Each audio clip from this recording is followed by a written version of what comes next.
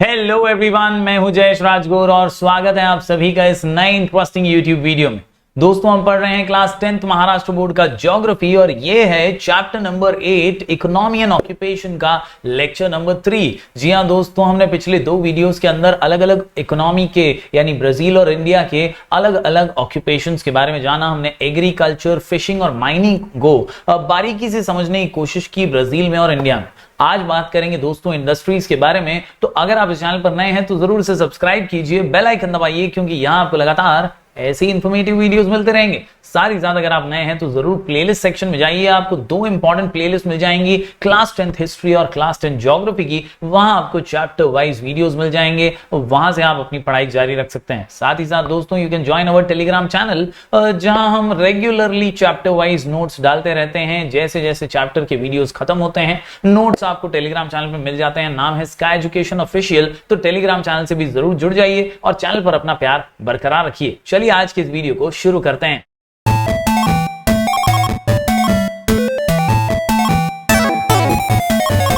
तो दोस्तों, आज हम बात करने जा रहे हैं इंडस्ट्रीज की। शुरुआत करते हैं ब्राजील के साथ। इंडस्ट्रीज या इंडस्ट्रियल सेक्टर ये एक बहुत अहम सेक्टर माना जाता है किसी भी कंट्री की इकोनॉमी को बूस्ट करने के लिए। जी हां, सिर्फ खेती बाड़ी पे या प्राइमरी सेक्टर के ऊपर आधार रख के कोई भी देश पूरी तरह विकसित नहीं हो सकता और इसीलिए industrial development is also essential. बात करें ब्राजील की तो major industries include iron and steel production, automobile assembly, petroleum processing, chemicals production and cement making. Technological based industries have been the most dynamic in recent years. मतलब पिछले कई वर्षों में Brazil भी हमारी ही तरह एक डेवलपिंग नेशन है और लेकिन तेजी के साथ वो इंडस्ट्रियल डेवलपमेंट करने की कोशिश कर रहा है और ये कुछ ऐसी इंडस्ट्रियल सेक्टर्स हैं जिसके अंदर वो तेजी से आगे बढ़ रहा है। ऑटोमोबाइल हो, पेट्रोलियम प्रोसेसिंग हो, सीमेंट मेकिंग हो, इनके अंदर तेजी से आगे बढ़ने की कोशिश ब्राजील के अंदर जारी है। But I am not outpace traditional industries. जो रेगुलर रूटीन इंडस्ट्रीज हैं उससे ज्यादा ग्रोथ इन इंडस्ट्रीज में नहीं देखा गया। अब ये रेगुलर वाली है कौन सी, ट्रेडिशनल वाली कौन सी है? तो यहां food processing, sugar industries, cotton textile, silk and woollen industries have developed well. यानी सदियों से एग्रीकल्चर के बाद अगर कोई प्रायोरिटी रहा है तो sugar industries, cotton industry, textiles, silk, woollen industries ये रहा है और यहां पर भी तेजी से डेवलपमेंट देखा गया है।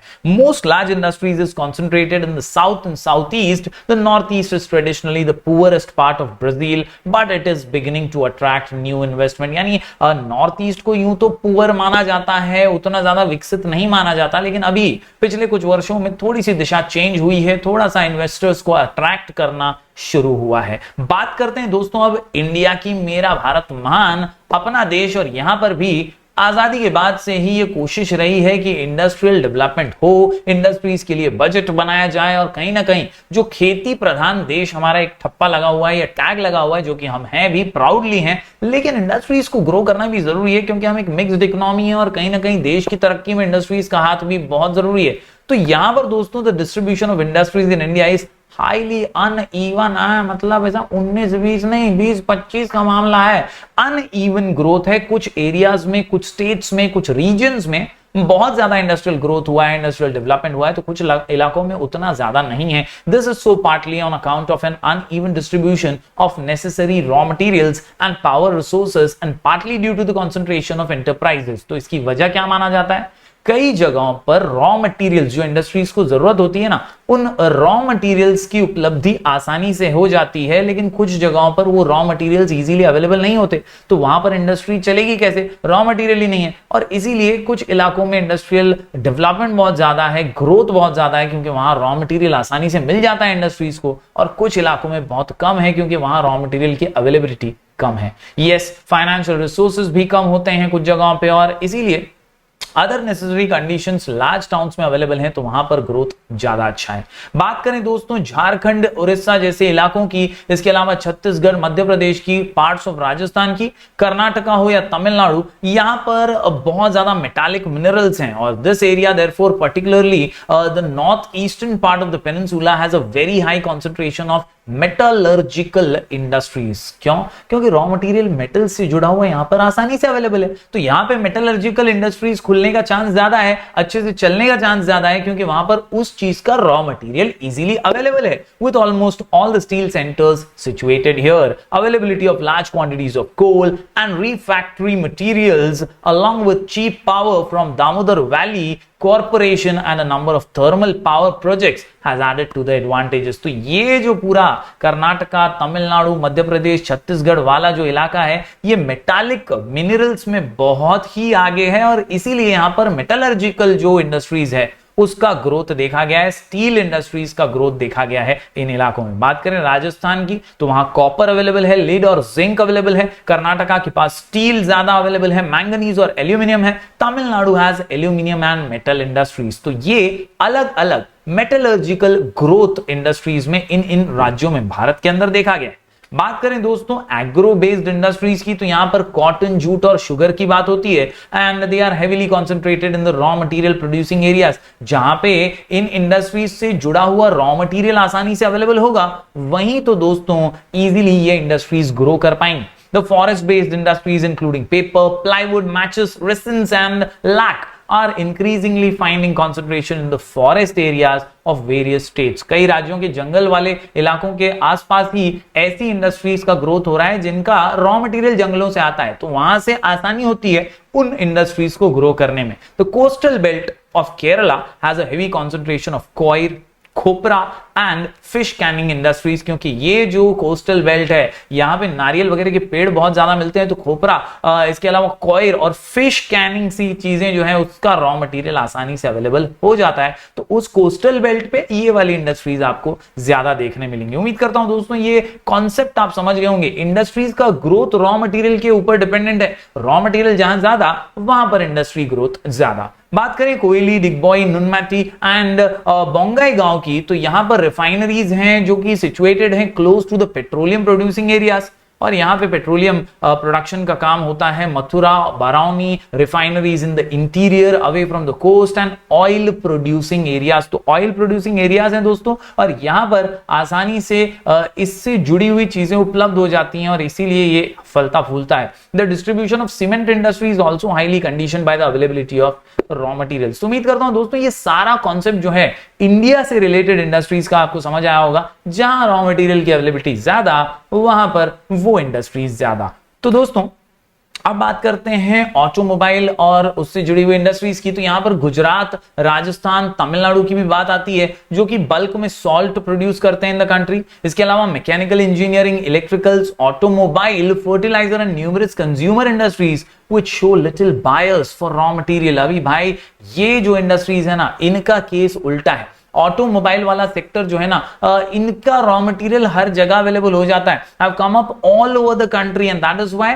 All over the country automobile industries are growing and booming. हालांकि कोरोना पैंडेमिक के दौरान तो सभी इंडस्ट्रीज की हालत खस्ता हाल है, प्रॉब्लमैटिक है, लेकिन ऑटोमोबाइल ने स्लोली एंड स्टेडीली इंडिया भर में यानी पूरे भारतवर्ष में अलग अलग जगहों पर अपने इंडस्ट्रियल ग्रोथ को दिखाया है, दमखम दिखाया है। कम up all over the country with heavier concentration near big cities. बड़े शहरों के यहां ज्यादा और छोटे शहरों के यहां कम, ऐसा माहौल देखा गया है ऑटोमोबाइल सेक्टर का। तो उम्मीद करता हूं दोस्तों ये सारी इंडस्ट्रीज की जानकारी आपको समझ में आई होगी ब्राजील और इंडिया से रिलेटेड। चलिए दोस्तों अब नजर डालते हैं कुछ आईएमपी और मोस्ट आईएमपी गिव रीजंस पर।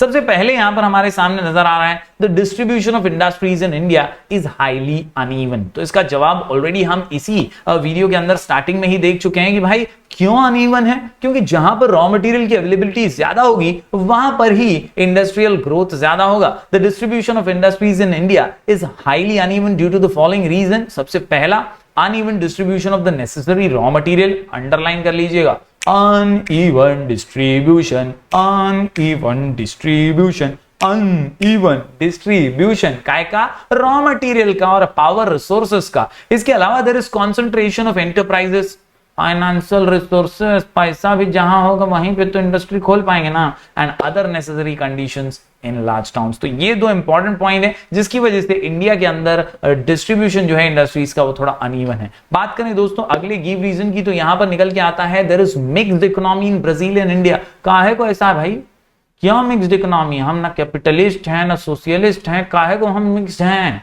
तो बात यहां पर निकल के ये आती है कि हमने हार्ड फॉट फ्रीडम हासिल किया है, बहुत ही मशक्कत से हमने आजादी हासिल की है, और इस आजादी को हासिल करने के बाद हमें गरीबी हटानी है, खेती बाड़ी को भी प्रावधान देना है, और साथ ही साथ एंटरप्रेन्योरशिप डेवलपमेंट भी करना है, यानी बिजनेस हाउसेस को भी बढ़ावा देना है। दोनों को बढ़ावा देते हुए जब आगे बढ़ेंगे तभी तो हम एक डेवलप्ड नेशन बन पाएंगे, और इसीलिए हम दोनों ही मिक्स्ड इकोनॉमी, और वही बात यहां पर रखी गई है। A mixed economy has coexistence of both public and private sector and a balance is maintained between social welfare and profit maximisation, यानी एक बैलेंस बना रहता है सामाजिक कल्याण यानी सोशल वेलफेयर का, और प्रॉफिट मैक्सिमाइजेशन का यानी उद्योगपतियों को भी मुनाफा होता रहता है। यहां पर India and Brazil got freedom from years of British and Portuguese colonialism, ये तो हम पर शासन करते थे, हम गुलाम की जिंदगी जी रहे थे, और आजादी हमने कई वर्षों के बाद हासिल की। Both are developing countries with very low gross national income and per capita income, ये वास्तविकता है कि हमारी ग्रॉस नेशनल इनकम और पर कैपिटा इनकम जो है अमेरिका जैसे देशों से बड़ी कम है भाई। और yes, to uplift scores of the weaker sections, कहीं ना कहीं हमें अलग अलग गवर्नमेंट की स्कीम्स की भी जरूरत है, और कहीं ना कहीं दोस्तों एट द सेम टाइम जो स्पिरिट होता है एंटरप्रेन्योरशिप का यानी बिजनेस हाउसेस का, बिजनेसमैन का, वो भी एनकरेज करना होता है। Hence both Brazil and India are mixed economies. तो उम्मीद करता हूं दोस्तों ये आसान सा गिव रीजन आप समझ पाए होंगे, क्योंकि बैलेंस बना के रखना है सोशल वेलफेयर और प्रॉफिट मैक्सिमाइजेशन पे, हम मिक्स्ड इकोनॉमी है। बढ़ते हैं दोस्तों अगले इंपॉर्टेंट गिव रीजन की ओर। ये कहता है भाई Brazil is a good fishing ground, यहाँ पे मच्छी मारी ज्यादा क्यों हो रही है? तो आंसर बड़ा ही सिंपल है, Brazil is a good fishing ground because 7,500 approx 7,400 kilometres का सी कोस्ट है, एक्सीलेंट फिशिंग ग्राउंड है, क्योंकि साउथ अटलांटिक कोस्ट है ये। इसके अलावा यहाँ पे वार्म और कोल्ड दोनों ही मिक्स हो जाते हैं। जी हाँ, the meeting of the warm Brazil current and the cold Falkland current off the coast of south east Brazil makes it a good fishing ground. बहुत सारी मछलियां यहाँ पर अट्रैक्ट हो जाती हैं, गर्म और ठंडा जो करंट है उसकी वजह से। There is continental shelf of the south Atlantic coast as well, और इन तीन कारणों की वजह से ब्राजील एक बहुत ही जबरदस्त फिशिंग ग्राउंड है। तो उम्मीद करता हूं दोस्तों ये तीनों ही अलग अलग गिव रीजंस आपने नोट डाउन कर लिए होंगे। जरूर इसे पढ़िए, नोट डाउन कीजिए, लिख करके प्रैक्टिस कीजिए, आपको ये बहुत काम आने वाले हैं। उम्मीद करता हूं दोस्तों आज का वीडियो आपको पसंद आया होगा। जरूर यहां तक देखा है तो लाइक कीजिएगा, ज्यादा से ज्यादा स्टूडेंट्स तक शेयर कीजिएगा, और चैनल पर अपना प्यार बरकरार रखिएगा। हम ऐसे ही वीडियोस लगातार आपके लिए लेकर आते रहेंगे। तब तक के लिए do like, share and subscribe.